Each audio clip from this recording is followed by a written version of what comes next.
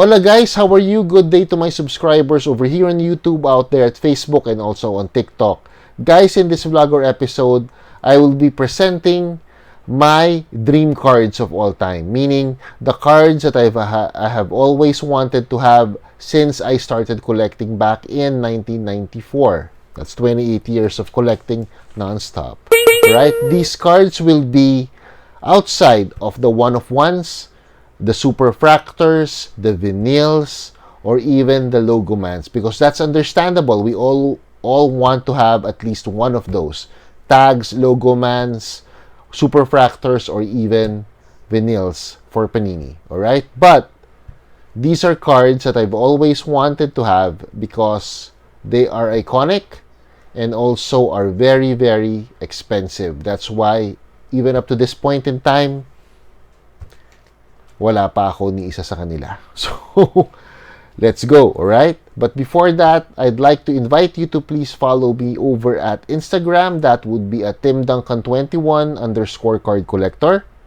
Alright? And also, please follow us over at Off-Centered in Facebook. Alright? That is my podcast group. We usually interview people every Friday nights, 9 p.m. onwards. These people are hobby legends, most of them. Alright, so please follow us there and also watch our podcasts every Fridays at 9 p.m. again, Philippine time. Alright, so let's discuss my favorite cards. My dream cards of all time. Just 4 of them. Just 4. Alright, so let's go.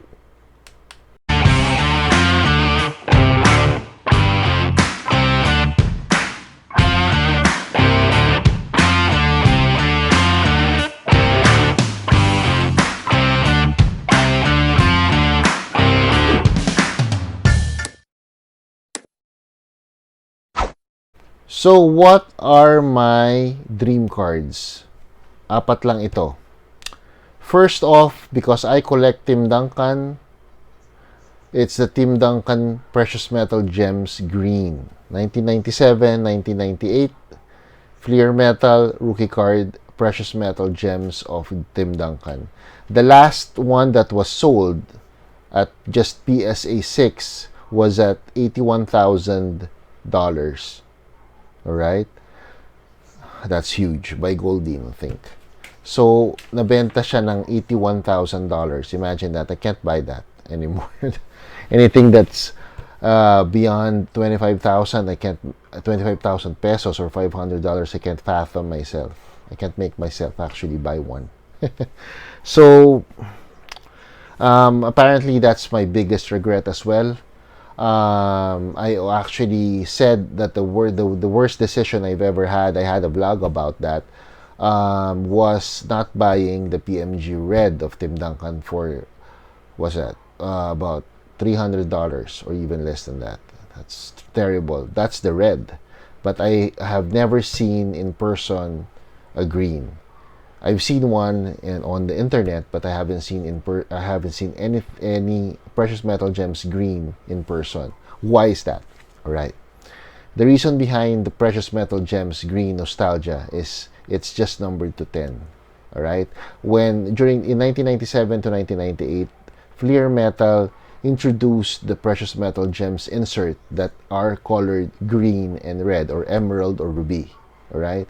The first 10 are emeralds, and the next 90, which is numbered to 11 up to 100, are red or rubies. All right. So the number to 10 were really rare, even during that time in 1997. A case wouldn't guarantee you yielding a green. That's how rare it is. That's why the Duncan is one of the holy grails of any Tim Duncan collector. Right? So, parang imposible na makakuha nun. But it is still possible because it's numbered to 10. So, chances are you would be able to see one, or be able to buy one, but kaya ko bang bilhin? That's another story. I can't. actually, if I win the lotto or something. Well, that's the history of the precious metal gems, green and red, of 1997-98 Fleer Metal, alright? So the second card that I've always wanted to have is actually the precious metal gems green, of course, of Michael Jordan. Michael Jordan, to me, is the greatest of all time. Not LeBron, not Kobe, but that's another a story for another time. Let's not debate on that. He is one of my favorite players of all time, and the Jordan Precious Metal Gems Green is really very, very iconic because yung itsura niya ron is dunking, I think, or something. Yung movement niya doon sa itsura ng card na yun, napakaganda. Alright? It is one of his best shots ever, photo shots ever, yung Jordan na yun. And the emerald version of that would cost you an arm and a leg. The last one that was sold was at $915,000. These are just graded. This is just graded authentic. It's not even graded because the precious metal gems green and red are really condition sensitive. Napakaraming chipping sa edges niya, above, below, both sides, right, left and right. It is very condition sensitive. Kaya makakuha ka ng PSA 8 dyan, sobrang mahal na nun. I don't think that I have seen one in PSA 10, to be honest with you. So, I don't know. Puro PSA 6 na nakikita ko dito eh. A lot of the PMG Jordans, green Jordans, are just graded below 5, 6. No? Most of them, well, all of them are below PSA 6 or below. And some of them are just graded authentic, or one of them was even graded as altered. Alright, that's how bad it was, and it even sold for $350,000 back in 2019. So, kung ngayon ibebenta yan, baka mas mahal pa, I would assume, because of the rarity that the Jordan Green PMG has. Alright, it is very, very nostalgic. Next up would be the Star XRC of Michael Jordan. That is attainable, but it is very, very expensive. The Star XRC of Michael Jordan, if I'd wish for something like that, I'd like it to be graded PSA 10. Of course, mangangarap ka na rin. You'll just dream for something. Let's dream big. Alright? So, PSA 10 XRC of Michael Jordan, the Star XRC. I'm not even sure kung may lumabas na PSA 10 noon. I don't think that there is something like that came about because of the fact that PSA just started grading this year the Star XRC of Jordan. All right. Next up would be the 1997-98 Upper Deck game used All-Star jersey of Michael Jordan. And the last one that was sold in 2021 was at $2.7 million.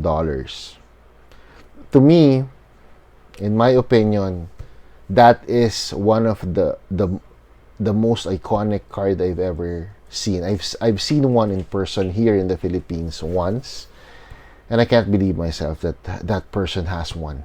Grabe. When I saw that back in 2000 during the Upper Deck convention that we had in the Philippines, in SM Mega Mall in Ortigas, it was really something to behold when I saw that card. Wow. I don't know where it is right now, actually. I can't even imagine na meron dito noon, but I saw one here back in the day. So that is my ultimate dream, to have that card. All right, because I was a fan of Michael Jordan. Growing up, when I was working, when I had my first job, and that card was very, very, very iconic. It's just number 223. If you will be able to get a multicolored version of the game used jersey, that would be better and would be the best, in my opinion. That's not the first autographed card of Michael Jordan. He had one with Collector's Choice and also with SPX before 97-98. Before the 1997-98 Upper Deck came about. This card actually. Alright? Yun ang pinaka gusto ko sa lahat. Gusto ko makakuha Wow. I think Spinotron has one over at Instagram. But dito sa Pilipinas, I have seen one. I don't know kung nandito pa. I don't know anyone in the Philippines who has that card actually. I don't know. I hope somebody would have one of these days. That would be huge for the community in the Philippines, the card community in the Philippines. Alright? So there you go. Those are my 4 dream cards of all time. Wala akong ni isa doon sa mga kaya wala akong pwedeng pakita sa inyo. So there you go. So please do subscribe to my channel. Katuwaan lang tong vlog na to. Walang aral. I just want to present to you that I also dream of cards. Kung mananaginip ka na lang kayo, managinip tayo ng mas malaki, no? Ng malakihang klaseng mga cards. There you go. So again, please subscribe to my channel.